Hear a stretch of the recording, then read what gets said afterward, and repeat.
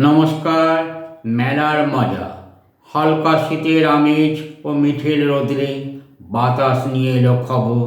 মেলা বসছে জয়চণ্ডী পাহাড় পর্যটন মেলা, হীরক রাজার দেশে।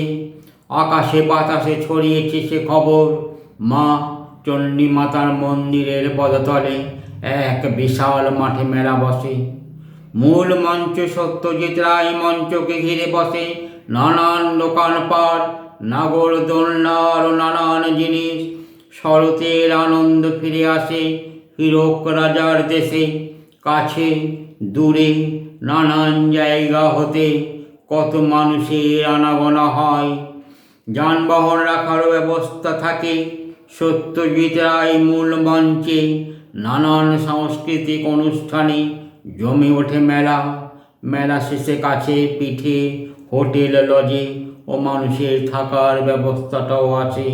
তাই চলো, সবাই চলো হীরক রাজার দেশে। নমস্কার।